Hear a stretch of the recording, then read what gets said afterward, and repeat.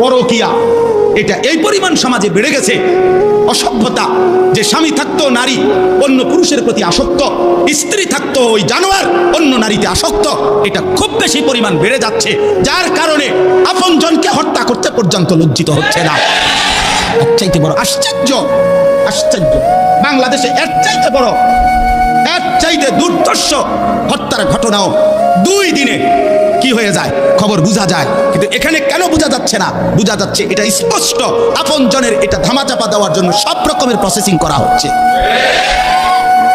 সব প্রসেসিং করা হচ্ছে।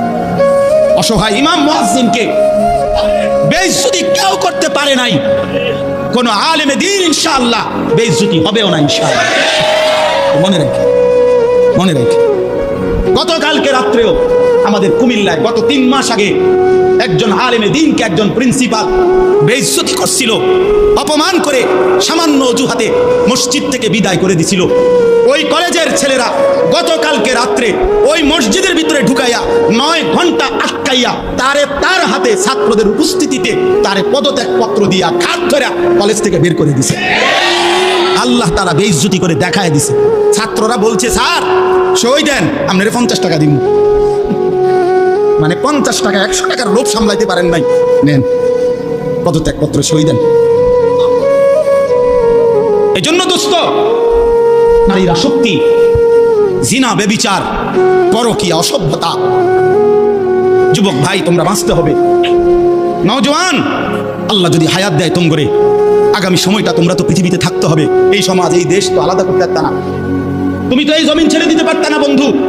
সম্পদও যদি হয়, তোমরা সব ছেলে তো একসাথে চাঁদের দেশে যাইতে পারতা না, আরেকখানে যাইতে পারতা না। এই সমাজ নিয়ে বাঁচতে হবে, এই দেশ, এই মাটি, এই এলাকা নিয়ে তো তোমাদেরকে বাঁচতে হবে ভাইয়া। তাহলে এই সমাজ যদি তোমরা এভাবে নষ্ট করে দাও, তোমরা যদি সবাই বেনামাজি হয়ে যাও, নারী, ছবি, মোবাইলের অস্থির দৃশ্য ছাড়া যদি তোমাদের রাত না কাটে, দিন না কাটে, আগামী 20 বছর তোমরা সমাজ, তোমার অঞ্চল, তোমার ঘর পরিবার নিরাপদ থাকবে কেমনে? বাঁচবা কেমনে? চলবা কেমনে? চলবা কেমনে বলো ভাইয়া? 9 বছরের বাচ্চা মেয়ে যদি নিরাপত্তা না পায়, আমার সমাজ কি পরিমাণ অশান্ত হয়ে গেছে। হ্যাঁ, কেমনে বাঁচবা ভাই? তোমারও তো বোন আছে, তোমারও তো ছোট্ট বোন আছে, তোমারও তো ছোট বোন আছে, তোমার বোনেরও তো নিরাপত্তা দরকার।